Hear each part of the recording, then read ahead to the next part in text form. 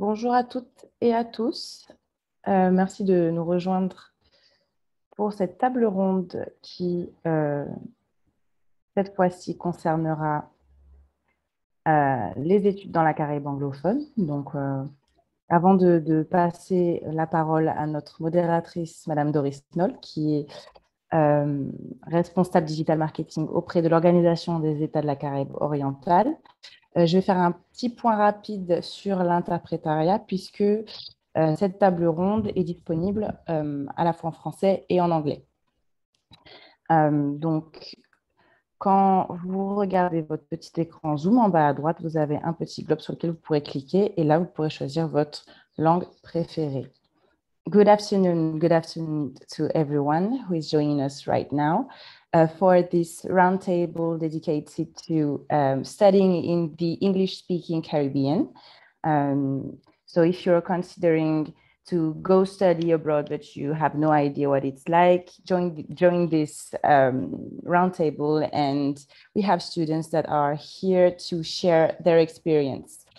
Quick points about language. You can choose your preferred language between French and English by clicking on the little globe on the bottom right-hand corner of your screen. I will now give the floor to Ms. Doris Knoll, who is an official that is in charge of digital marketing at the OECS, the Organization of the Eastern Caribbean States. And you can go on, Doris. You will be able to introduce all of our participants. Bonjour à tous. Merci de nous avoir rejoints pour cette table ronde sur le thème de la Caraïbe. Donc, c'est vrai que c'est une destination qui fait rêver beaucoup de personnes. Et parmi ces personnes qui en ont rêvé, il y en a qui se sont vraiment lancées, qui sont parties, qui les ont testées et donc qui sont aujourd'hui avec nous pour partager leur expérience lors de cette table ronde qui se déroule en amont du Salon Élan. Et bien sûr, auquel vous pourrez participer la semaine prochaine, les 24 et les 25 novembre prochains. Donc, bienvenue à nos invités. Larry Lamartinière, Liviane Ahmed, Mehdi Kessi, Mélie Fins et Alicia Rosel. Alors, Alicia, toi, tu es partie en échange à Trinidad, Mehdi à Barbade, et puis Mélie, Liviane et Larry en Jamaïque. Donc, je vais vous laisser chacun vous présenter brièvement votre parcours déjà. On peut commencer par Alicia. Oui, bonsoir. J'ai commencé Alicia, comme vous l'avez dit, et j'étais du coup à Trinidad durant ma 3e année de licence en LEA, langue étrangère appliquée. D'accord, très bien. Ensuite, Mehdi, je te laisse te présenter. Oui, bonjour, bonsoir. Du coup, moi, c'est Mehdi Kassi. J'étais à la Barbade pendant 4 mois, pendant ma 3e année de licence de droit. Voilà. Très bien. Et Larry, je te laisse te présenter également. Merci Doris. Bonjour à tous. Donc moi c'est Larry Lamartinière. Je suis actuellement en Jamaïque, directeur de l'Alliance française de la Jamaïque, et j'ai fait mes études aussi, une partie de mes études à l'Université des West Indies à Kingston dans le cadre de programmes avec Sciences Po Bordeaux. Et je suis content de voir qu'on est très bien représentés aujourd'hui avec Libby et Mélie qui sont issus du même parcours. Très bien. Alors, Mélie, je te laisse te présenter. Bien, merci. Bonjour à toutes, à tous. Moi, c'est Mélie Hufens. Je suis actuellement chargée d'animation et de coordination du réseau régional multi-acteurs Caraïbes Horizon. Et comme l'a dit Larry, du coup, j'ai fait une année à la Jamaïque, une année de master à la Jamaïque dans le cadre du programme France Caraïbes de Sciences Po Bordeaux. Très bien. Et enfin, Livy. Oui, bonjour à tous. Donc, moi, c'est Liviane Ahmed. Je suis actuellement chargée de mission de fonds européens au sein d'un établissement public territorial où j'accompagne différents porteurs de projets sur des projets FEDER ou FSE dans des communes du 94. Et comme Larry et Mélie, j'ai effectué une année en Jamaïque dans le cadre de la filière France-Caraïbes et je viens de terminer ce parcours. D'accord, très bien. Alors, surtout dans l'audience, si vous avez des questions, n'hésitez pas à les poser dès maintenant, hein. Alors, on va commencer par Mehdi qui nous a fait une belle présentation. Donc, toi, tu as fait ton échange à Barbade. Est-ce que tu peux nous dire comment ça s'est passé, comment s'est passée ta première semaine, quelles ont été tes difficultés, les choses que tu as appréciées particulièrement? Ok. Tu veux que je te réponde sur ça avant ou Tu je peux réponds présenter présentement? en partageant ton écran, oui.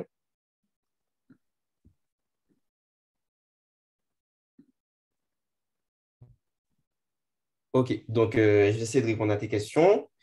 Comment ça s'est passé ma première semaine en arrivant? Ben, plutôt bien, une semaine d'acclimatation. Je suis arrivé 1 ou 2 semaines avant le début des cours, donc j'étais pas dans le rush.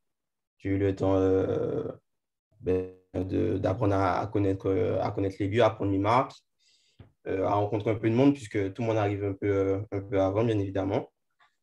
Donc, c'était sympathique. Euh, Tu m'as posé une autre question, c'était… Comment s'est passée ton adaptation, enfin, ce que tu as Ouais, pensé de l'échange en général? ouais. Bon, d'une manière générale, c'est une expérience que j'ai pas du tout regrettée. J'ai même beaucoup apprécié parce que j'avais jamais passé autant de temps loin de la Guadeloupe à ce moment-là. Et avoir l'opportunité de le faire dans un environnement anglophone et aussi près de chez moi avec des gens qui me ressemblent autant sans pour autant parler la même langue que moi, c'était quelque chose d'intéressant. Oui, Voilà. Je vais parler un peu de pourquoi j'ai choisi de partir là en mobilité. Donc, déjà, la mobilité, parce que je voulais voir des choses, des lieux, des personnes que je ne connaissais pas. Et je voulais aussi acquérir cette expérience pour pouvoir dire que j'étais parti en échange, j'avais vu ailleurs, j'avais vécu ailleurs un moment. Et aussi parce que c'est une expérience assez valorisante sur le CV, que ce soit pour les écoles ou pour les employeurs d'une manière générale, les oui. recruteurs d'une manière générale. Voilà. Et pourquoi la Barbade? Parce que j'avais aucune envie de partir en Europe ou en Amérique du Nord parce que j'étais au soleil que je ne voulais pas quitter le soleil, tout simplement. Euh, D'accord. Tu voulais pas trop voilà, de dépaysement. voilà, pas trop de dépaysement. Donc, du coup, la Barbade, ça s'est présenté comme une solution parfaite un peu. Voilà. Et puis, à ce moment-là, j'ai commencé à faire mes recherches et il n'y avait aucun red flag, comme on dit. Donc, j'ai sauté le pas. D'accord. Voilà. Et qu'est-ce que tu as le plus apprécié dans ton échange, en fait, puisque je vais te laisser passer aux Ouais. autres diapos que tu as préparés. Je pense que c'est la rencontre de nouvelles personnes, en fait de personnes qui ont pas la même culture, qui n'ont pas les mêmes expériences que moi. Parce que franchement, on rencontre de tout là-bas, on rencontre des ressortissants de tous les pays de la Caraïbe là-bas et même plus, puisque on était beaucoup d'étudiants en échange, du coup des Américains, des Européens, et aussi on était beaucoup d'étudiants de la Caraïbe, beaucoup de Dominicains, de Saint-Luciens, de gens du Belize, voilà, Saint-Vincent Grenadine. C'était vraiment sympathique de, de voir de ses propres yeux La diversité. la, voilà, la diversité le sentiment de fédération que toutes ces personnes-là ont. Voilà. Parce que c'est une étape à passer pour eux, en général, de partir, de sortir de leur pays, d'aller soit à la Barbade, à Trinidad ou en Jamaïque pour leurs études supérieures. Du coup, c'est quelque chose d'assez ancré dans la culture, dans la mentalité, et c'est beau à voir. Très bien. Je te laisse dérouler, passer à la slide suivante. Puis après, nos autres invités pourront aussi partager leur expérience. Donc, je te laisse finir ton PowerPoint. Alors, mon expérience, donc ça, c'est une petite photo qui a été prise, je pense, la première semaine où je suis arrivé. Donc là, c'était un événement organisé par la fac pour les étudiants en échange. Donc là, il n'y a que des étudiants en échange. Enfin, non, il n'y a pas que des étudiants en échange, mais principalement. Donc ça, c'était vraiment bien le fait qu'on soit accompagné dès le début pour qu'on se sente intégré et pour qu'on puisse rencontrer du monde, puisque quand on arrive, on connaît évidemment personne. Oui. Le campus, il est vraiment top. Donc, en haut à gauche, c'est une photo aérienne du campus avec le terrain de cricket au milieu. Et en bas à droite, c'est la vue que j'avais personnellement depuis la salle commune où j'étais logé. Donc, voilà, c'était plutôt sympathique. Très bien. Voilà. La vie associative et étudiante est très, très riche là-bas, plus qu'en Guadeloupe. Et forcément, ça permet d'avoir des souvenirs sympathiques. Mais ça reste quand même une formation exigeante. Du coup, les soirées de travail n'ont pas été faciles, mais bon, c'était le prix à payer pour découvrir tout ça. Oui. En résumé, c'était une expérience très enrichissante. J'ai écrit des paisements total, mais pas total, puisque on reste quand même dans une île de la Caraïbe, comme on en connaît. Et c'est une expérience qui peut servir de premier pas quand on a peur de partir trop loin et qu'on ne se sent pas encore prêt de partir aussi loin si jamais on veut étudier dans l'Hexagone, par exemple.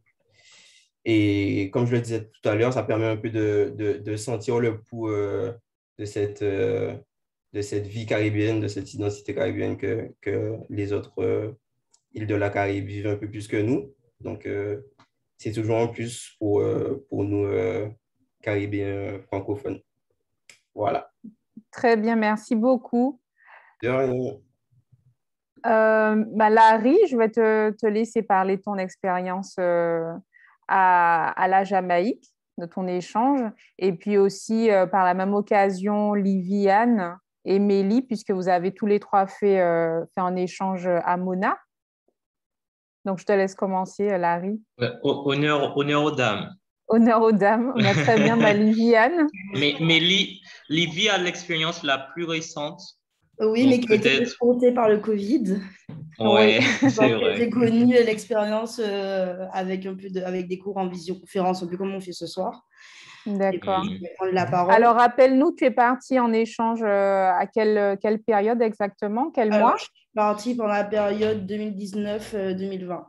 D'accord. J'étais en Jamaïque à partir d'août, puisque la semaine d'intégration, c'était en août. Donc, août 2019 jusqu'à mars 2020, parce que mars 2020, on a dû partir on a dû partir dans l'urgence, littéralement, pour rentrer. D'accord. Et donc, l'expérience en Jamaïque s'est bien passée. Pour ma part, c'était la meilleure année de tout mon parcours FIFCA. C'est l'année où je pense que j'ai le plus grandi, où j'ai le plus appris aussi sur ma personne, mais pas juste en termes de connaissances scientifiques, etc. J'ai suivi différents cours, des cours de droit international, des cours en lien avec l'environnement. Au deuxième semestre, j'ai suivi aussi un cours sur la culture caribéenne, où ils ont notamment parlé d'auteurs de la Caraïbe francophone comme Aimé Césaire. Et j'en ai aussi profité pour découvrir l'île.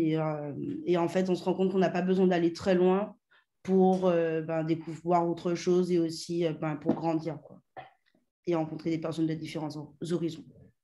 Très bien. Mélie, est-ce que toi, c'est un sentiment, c'est le même sentiment que tu as eu? Oui, c'est un sentiment partagé. Ce que Liviane dit, c'est très vrai sur la façon dont ça a eu un impact sur ma vie, ma personnalité, au-delà même des connaissances qu'on acquiert. Effectivement, pour moi aussi, c'est, je pourrais dire, la plus belle année de mon cursus universitaire. Alors moi, j'ai eu la chance du coup d'avoir une année pleine, parce que même au-delà un peu de l'année scolaire, et surtout d'avoir aussi la chance d'être passée après des gens comme Larry, qui nous ont fait rêver en fait quand on était encore à Bordeaux, quand on était à la Martinique, des gens qui nous ont préparés en fait à cette expérience jamaïcaine et qui ont fait que cette expérience s'est bien passée finalement. On avait aussi la chance d'avoir Marie-Noël qui n'est pas là aujourd'hui, mais qui était sur le terrain pour le coup. Donc, on avait une marraine sur place. Et c'est vrai que ça rend encore l'expérience encore mieux, quoi. Parce Si, Marino, elle est là aujourd'hui. Oui, elle est là, mais on Dans ne la les voit pas sur spectateurs. l'écran. Oui. Voilà. Et du coup, ouais, une expérience inimaginable. Comme l'a dit Mehdi, c'est un dépaysement. En même temps, on se sent un peu chez soi. En tout cas, plus chez soi que ce que je ne pouvais ressentir à Bordeaux, par exemple. Oui. Alors que finalement, on ne parle pas la même langue, on est quand même perdu. Et donc, ouais, enfin, voilà, je vais développer au fil des questions. Mais en tout cas, première impression, c'est ça. D'accord, très bien. Et toi aussi, Larry, tu as beaucoup aimé ton échange là-bas. J'ai tellement aimé que je suis revenu en Jamaïque où je vis Exact. actuellement. Donc, c'est vrai que, comme tout le monde l'a évoqué, en fait, c'est des expériences qui, dans notre parcours de Caribéens aussi, sont essentielles dans la construction de notre identité. Mehdi l'a dit avec raison. C'est quand on va dans ces territoires qu'on se rend compte qu'on n'est pas juste martiniquais ou guadeloupéen, mais on appartient en fait à une civilisation caribéenne. Et pour moi, c'est cette année-là qui m'a vraiment permis d'apprendre sur moi-même et d'apprendre aussi sur notre région, qui malheureusement n'est pas assez mise en valeur dans notre système éducatif Oui. traditionnel. Je prends l'exemple à IUI, et même depuis avant IUI, en fait, les anglophones, ils ont des cours sur l'histoire de la Caraïbe, ils connaissent leur région. Bon, ils connaissent très peu les îles françaises, malheureusement. Oui. Ça, c'est un fait aussi. Quand j'étais en Jamaïque, je pense que mes amis de la FIFCA peuvent avoir le même Témoigner. témoignage. C'est que quand on leur dit Martinique, Guadeloupe, ou bien même, tu sais, quand tu vas dans les fêtes et les chanteurs commencent à évoquer toutes les îles de la Caraïbe, ils vont jamais, Et que ils nous ne vont sommes jamais jamais dire, représentés. voilà, Oui. ils vont jamais dire Martinique, Guadeloupe. Donc, c'est vrai qu'il y a un peu ce phénomène où nous, on a cet attrait pour la culture Caraïbe anglaise de plus en plus, notamment du fait de la musique. On grandit en fait avec cet attrait pour ces territoires, mais on n'a pas forcément les opportunités pour y aller. Et je pense que maintenant que voilà, les voyages sont aussi un peu plus faciles, même si ça reste compliqué, il faut saisir sa chance et ne pas croire que, par exemple, l'anglais qu'on va apprendre en Jamaïque, à Barbados, à Trinidad est de moins bonne qualité que celui que les gens vont apprendre en Angleterre, tu vois. Parce qu'il y a aussi ces préjugés-là qu'il faut abattre. Je parle mieux anglais que des gens qui ont fait 4 ans à Londres, tu vois, et j'ai jamais mis les Oui. pieds à Londres. Donc, c'est une expérience qui est personnellement et très enrichissante intellectuellement et puis surtout humainement. Je pense que ça, c'est ce qu'on peut tous dire, c'est que les peuples caribéens sont j'ai pas les mots pour nous décrire, mais Lila a dit elle se sentait plus chez elle en Oui. Jamaïque que quand elle était à Bordeaux. Et pour moi, ça montre Ça que veut tout dire. Oui. ça veut tout dire. Et j'ai la même expérience qu'elle à ce sujet. On n'avait pas la même langue, mais tous nos Mais codes, on toutes nos a références. ce Exactement. sentiment d'appartenance en fait à une communauté qui finalement dépasse les îles françaises. C'est vrai. Ouais. Et Alicia, donc toi, tu es partie à Trinidad. Comment ça s'est passé ton échange? Est-ce que tu t'es senti aussi bien que nos autres invités? Oui, et si je pouvais, j'y repartirais genre maintenant. Oui, Malheureusement, c'est pas possible. Mais franchement, à l'image des deux autres collègues de la Jamaïque, de tout le monde, je pense, hein, c'était vraiment la meilleure année de ma licence. À refaire, je le referais direct.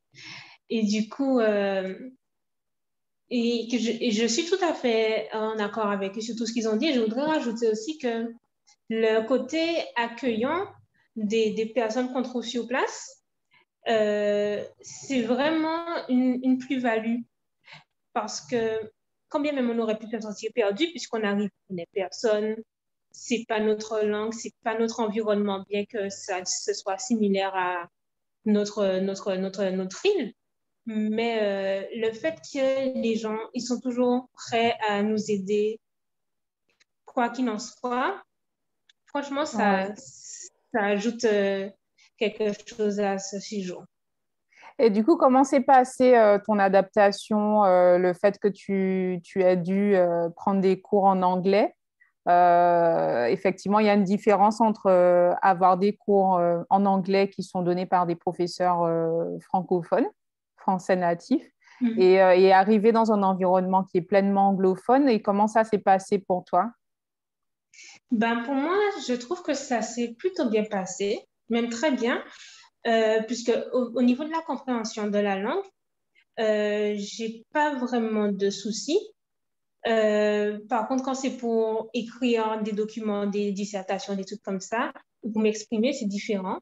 Du coup, quand je suis arrivée et que j'ai eu mes premiers cours avec chacun de mes professeurs, je me suis présentée à eux, je leur ai expliqué que j'étais une étudiante d'échange, que je suis française de ma langue natale.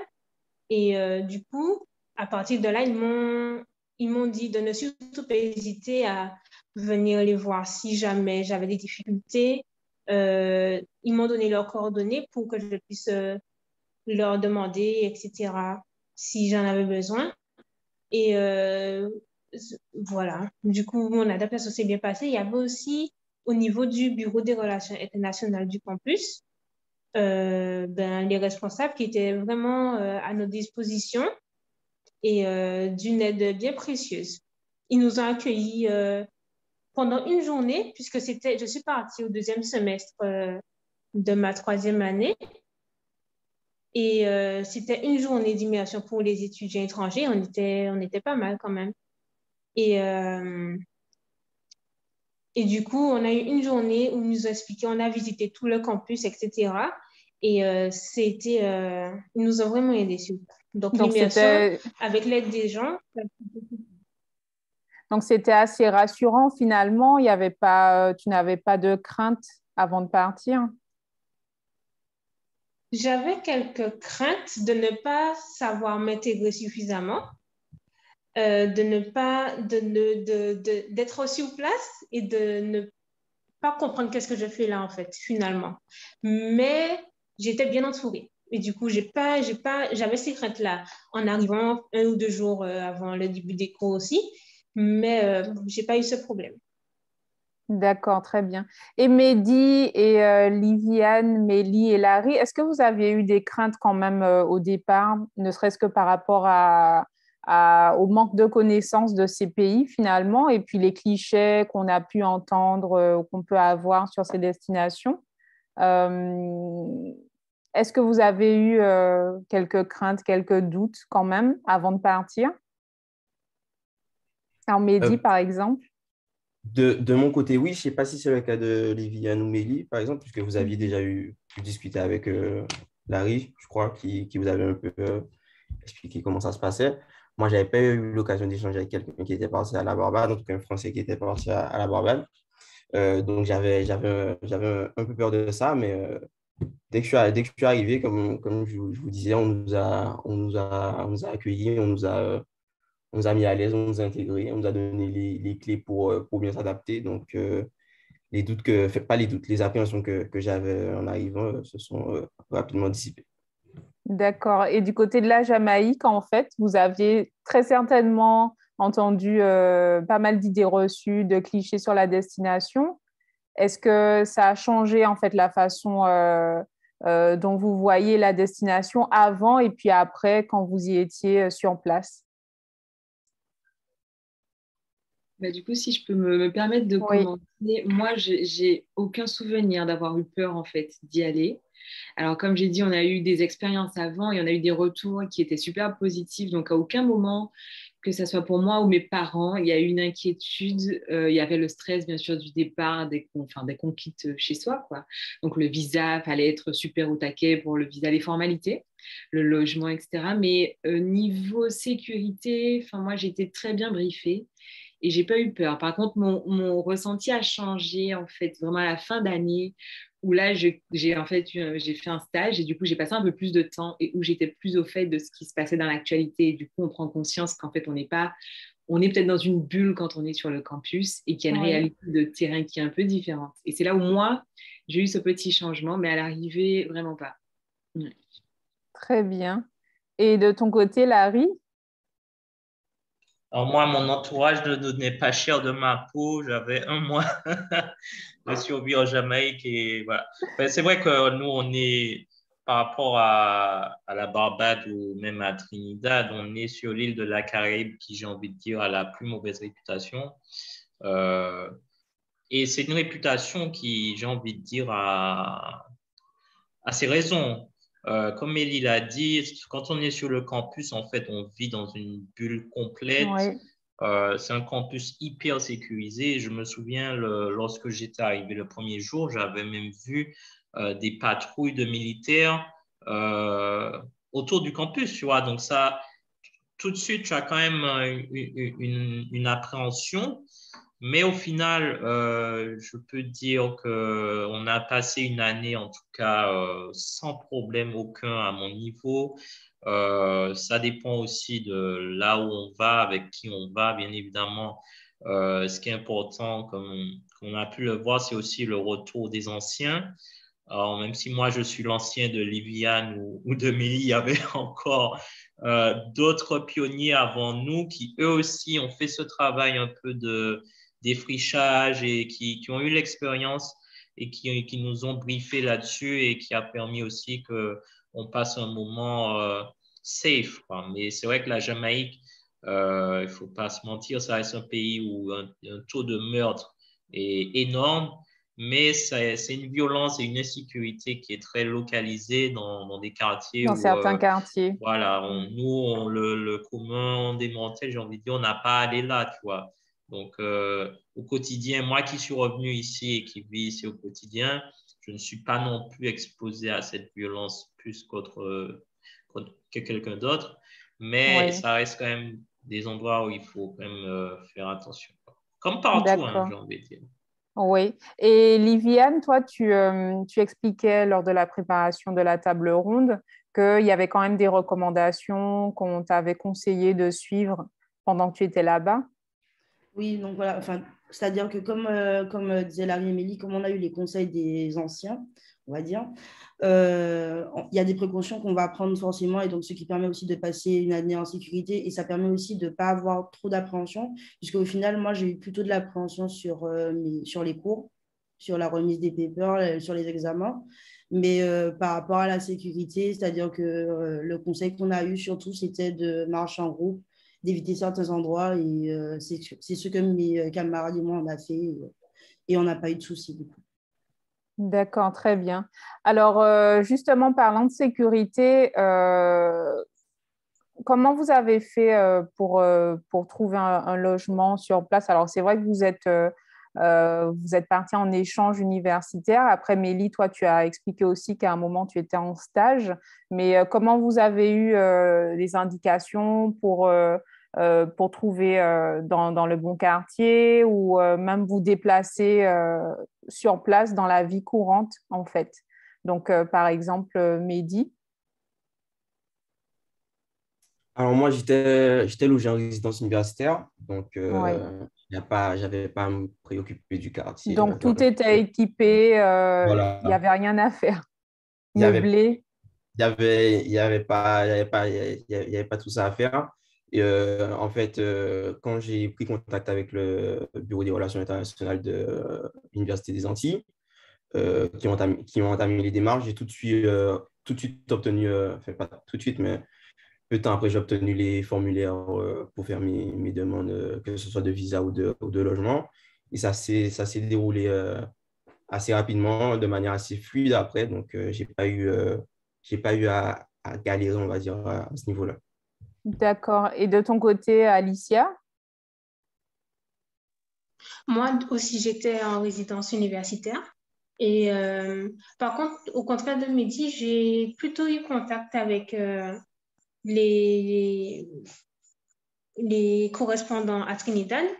Du coup, concernant la résidence, puisque j'ai trouvé toutes les informations sur le site de l'université. Et du coup, c'est avec eux que j'ai échangé. Et, et le campus, il était... pardon, ouais. Le campus et la résidence n'étaient pas très éloignés l'un de l'autre. Je pouvais y aller à pied, tout comme il y avait des bus à disposition aussi. Donc, j'ai pas eu de soucis à propos de ça.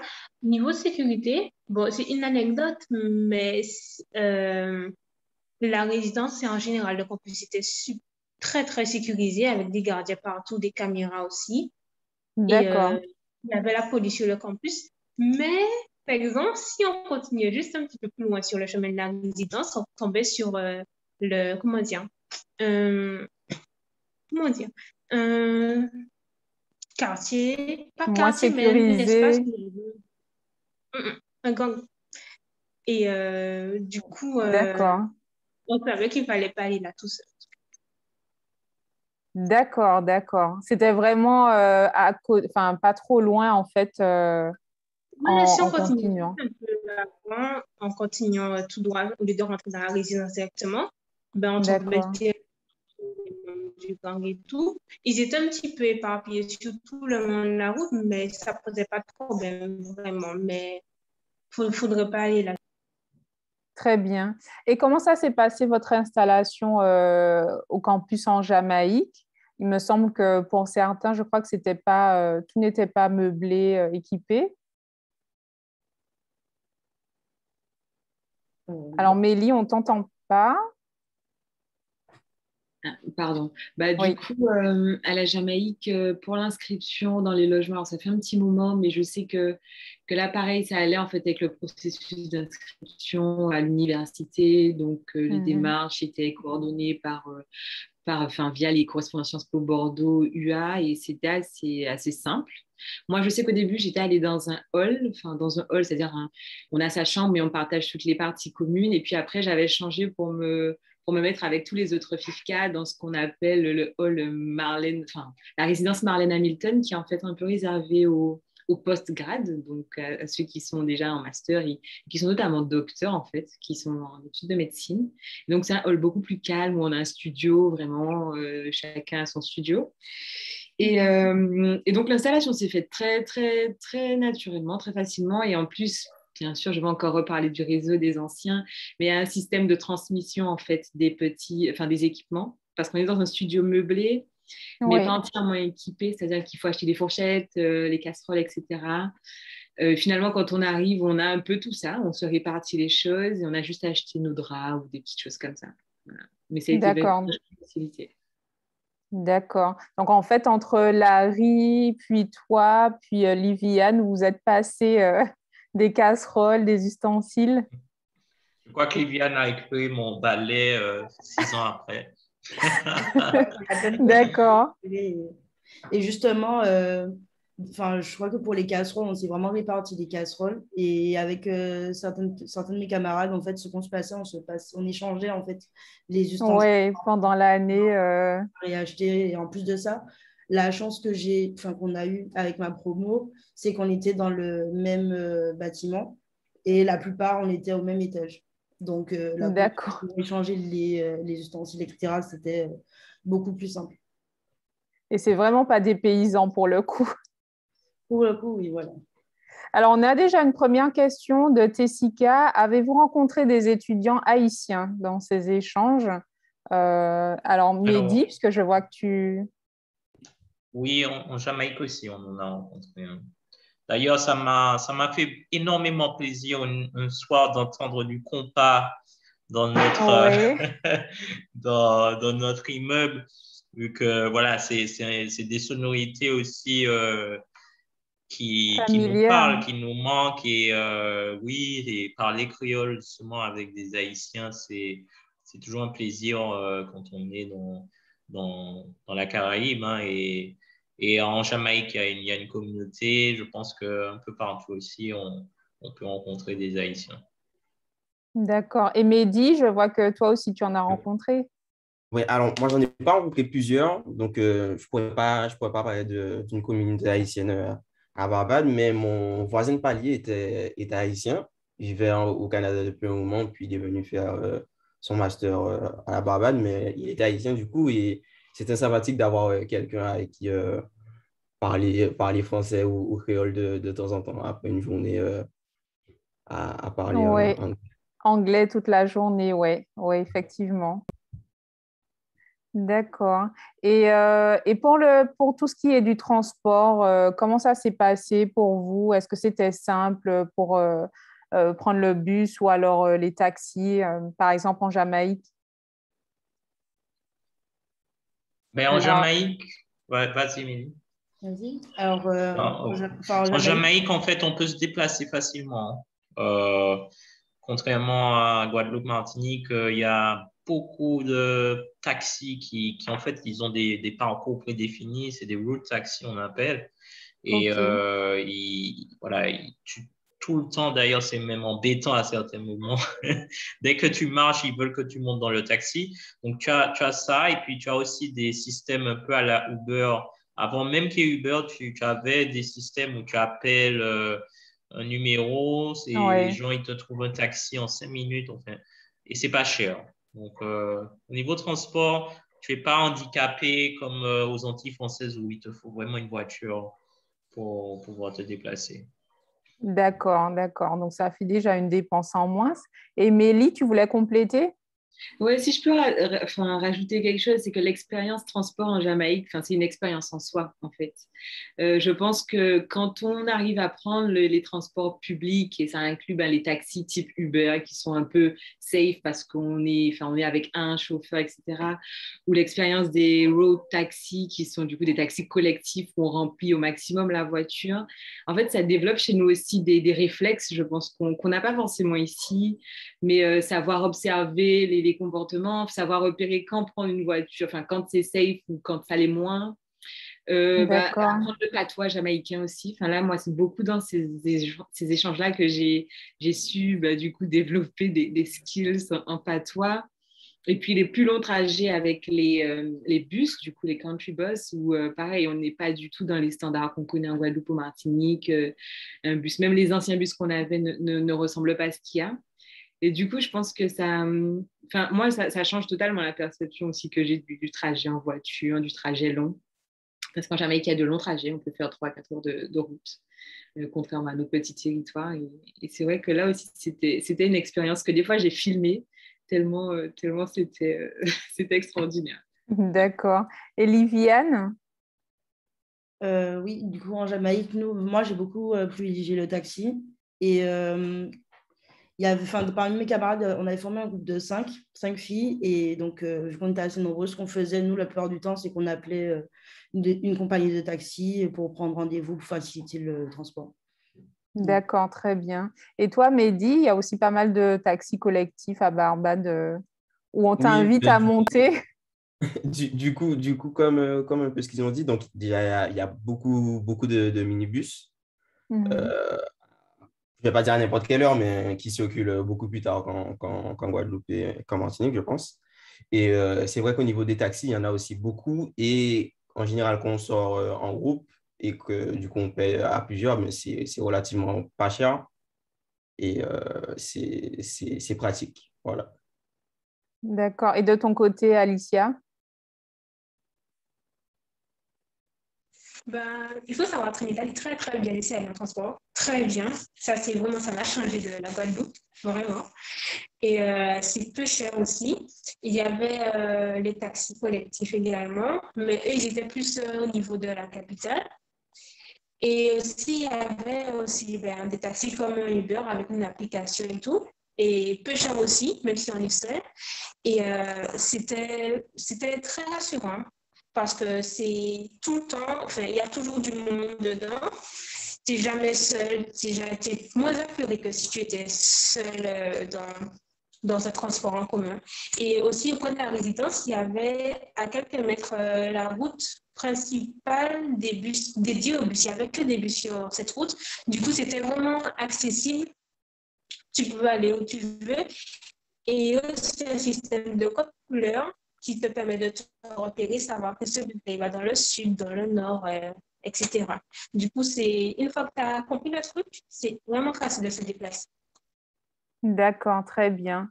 Et puis, pour finir, est-ce que vous pourriez donner des indications en termes de budget aux personnes qui nous écoutent aujourd'hui? Donc, par exemple, le fait d'être logé à la résidence universitaire, en moyenne, quelle serait la fourchette de prix pour les loyers?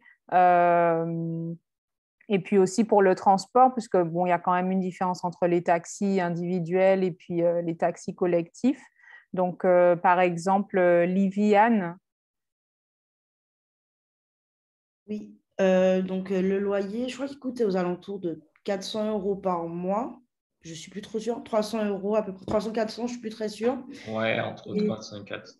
Voilà. Ouais. Et pour le budget transport, j'avoue que sur le coup, je n'ai pas forcément calculé. Mais je pense qu'il faut quand même prévoir un budget, même si les courses sont pas forcément chères. Voilà, en moyenne, la course que tu faisais le plus régulièrement, si tu te souviens. La course coûtait à peu près, je crois que la course, elle nous coûte, enfin, vu qu'on était 5, elle devait faire à peu près 700-800 $ jamaïcains et donc même pas 5 €. Je pense D'accord. 5 €. Et en fait, vu que j'ai pu bénéficier de la bourse Élan, donc ça m'a apporté un gros coup de pouce en fait durant ma mobilité et ça permet aussi à mes parents de souffler, quoi. Oui, d'accord, très bien. Larry et Mélie, vous voulez compléter au niveau du budget quand on part à Mona en échange?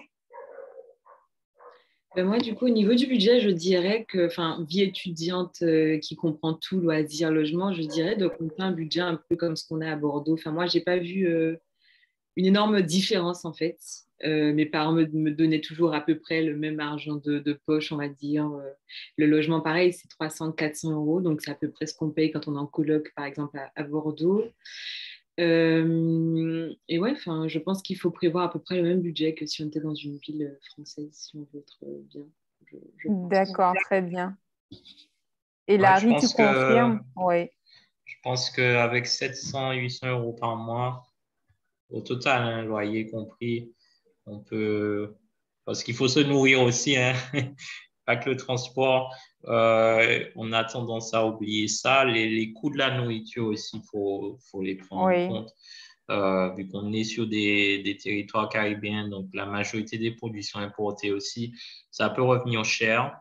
Donc, il faut aussi changer peut-être parfois ses habitudes alimentaires et oublier, par exemple, les produits laitiers, le fromage. Moi, j'adore l'eau gazeuse. Ici, 5 € la bouteille de Perrier, tu vois, ça fait mal. Donc, c'est des petites choses comme ça, mais ça fait partie de l'expérience aussi. Et puis, ça permet vraiment de s'amuser. Et puis, tu as le budget aussi soirée qu'il ne faut pas oublier, vu qu'on l'a évoqué, un des aspects les plus intéressants aussi de la vie caribéenne, c'est la vie nocturne. Et ils savent s'amuser. Et on peut s'amuser aussi pour pas cher, hein. Donc, voilà, moi, je dirais entre 700 et 800 €, c'est largement suffisant. D'accord, par mois. OK. Ouais. Et de ton côté, Alicia, pour ceux qui seraient plutôt intéressés par un échange à Trinidad, à Sainte-Augustine. Pour le semestre, dans la résidence, j'ai payé environ 150 € pour tout le semestre. D'accord. Je dépensais moins de 100 € par mois pour les courses, moins de 100 €. Et niveau transport, c'était moins de 3 € aussi. Vraiment, même si tu allais bien loin.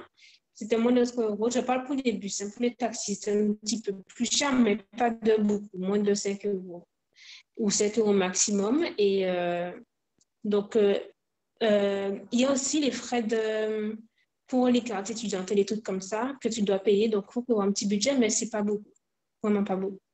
Très bien. Et toi, Mehdi? Alors, moi, niveau loyer, moi, je payais 330 euros. J'ai vérifié, je crois que la majorité des logements des gens, c'est ce prix-là, en tout cas en résidence universitaire. J'étais sur le campus, donc le transport, c'était le week-end, et c'était pas grand-chose, c'était environ 3 euros pour une course. Je parle des bus.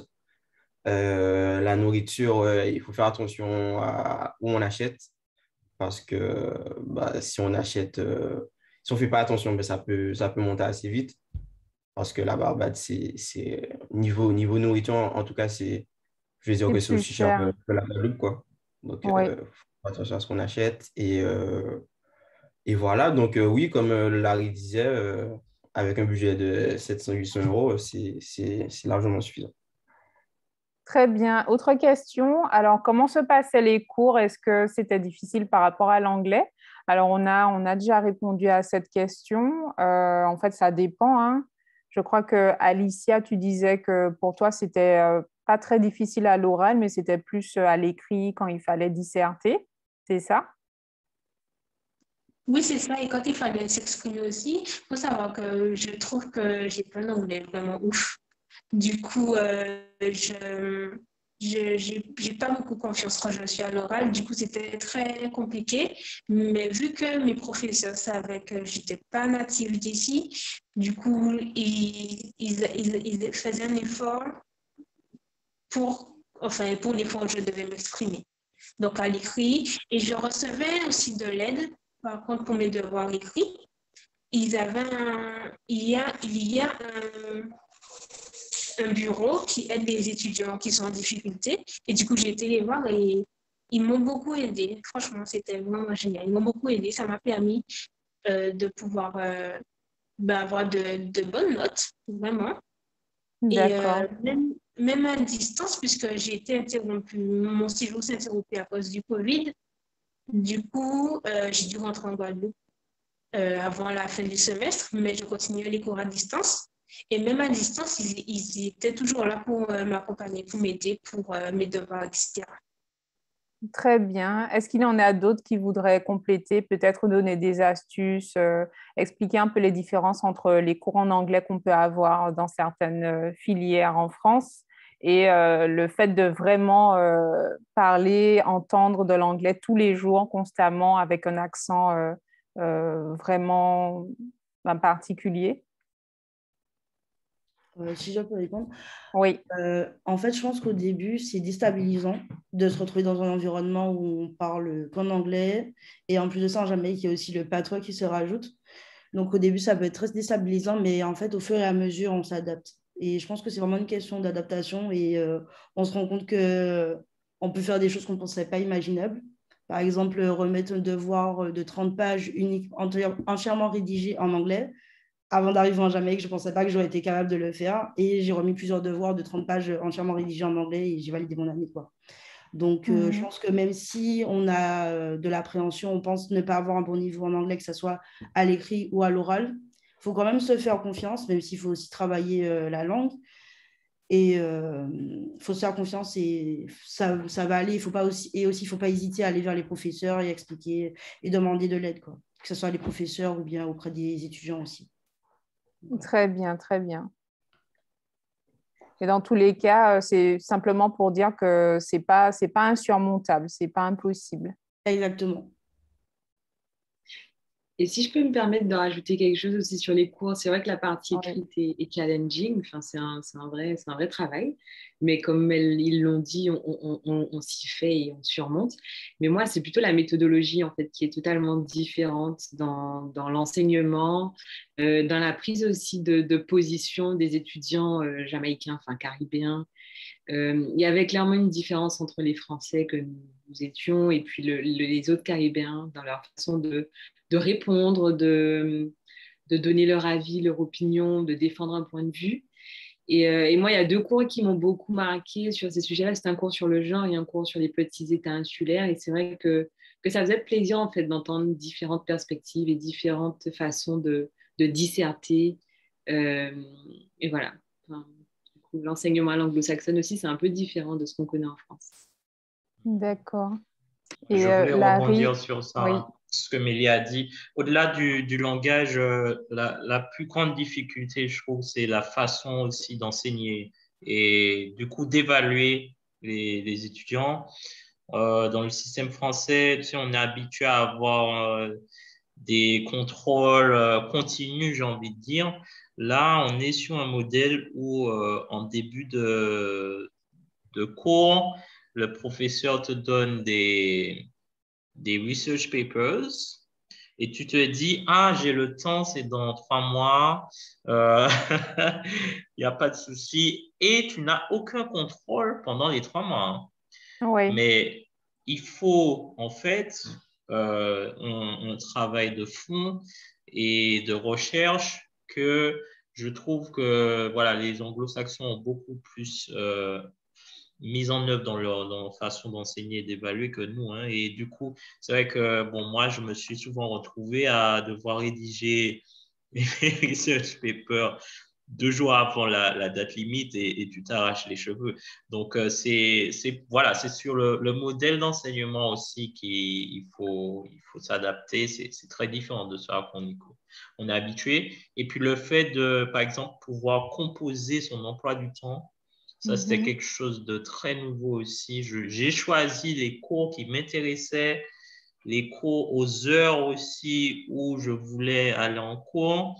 Donc, en fait, tu as cette flexibilité que tu n'auras pas forcément on va dire, dans un modèle universitaire français classique.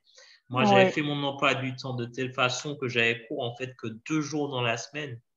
J'avais des journées pleines, mais ça te permettait d'avoir un week-end de 4-5 jours, quoi. Mais voilà, c'est des choses qui peuvent être déstabilisantes pour un nouveau, donc il faut prendre ça en compte aussi. D'accord. Et peut-être Mehdi, puis après on va passer à la dernière question avant de conclure. Alors, personnellement, je n'ai pas trouvé le mode d'enseignement si différent de celui que je connaissais en Guadeloupe. Il y avait toujours euh, la, les deux côtés cours magistraux et travaux dirigés. Donc, ça a permis de pas être trop dépaysé. Et c'était plutôt bien. Et contrairement à Larry, les cours que moi j'avais, mais du coup, on avait souvent des choses à remettre au fil du semestre. Mais là aussi, je me retrouvais 2 jours avant à rédiger.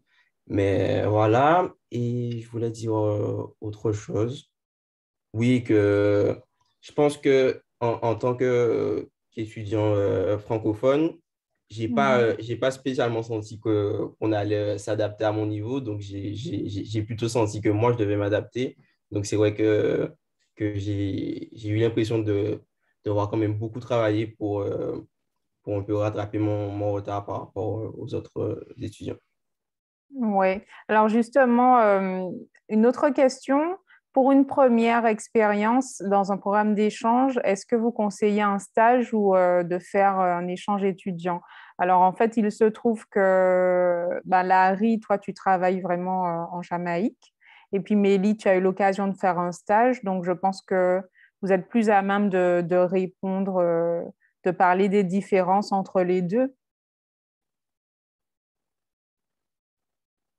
Donc, Bah, du Mélie. coup, moi, je recommanderais à tout étudiant guadeloupéen, martiniquais, de partir faire un échange étudiant universitaire, déjà pour l'expérience que c'est. Je pense qu'après ce qu'on a dit, ça donne envie. La vie étudiante, elle est intéressante. Mon stage, en fait, j'ai un peu eu la stratégie de Larry, c'est que j'ai regroupé tous mes cours en début de semaine pour me libérer dès le mercredi après-midi et pouvoir travailler en fin de semaine. Et en fait, c'était bien, c'est très intéressant, mais ça ne remplacerait pas l'expérience universitaire que j'ai eue, quoi. Ce ne sont pas du tout les mêmes interactions. On est là qu'avec des adultes qui ont déjà plus d'expérience que nous. L'apprentissage n'est pas le même, en fait. Il n'y a pas autant... Enfin, là, il n'y a clairement pas le temps de prendre du temps pour la petite Guadeloupéenne qui est dans le service, quoi. Donc, ça va plus vite. Moi, je dirais, si on veut apprendre la langue, si on veut apprendre la culture, si on veut rencontrer du monde, découvrir vraiment le pays, peut-être une expérience étudiante. Et pourquoi pas après associer à une expérience pro.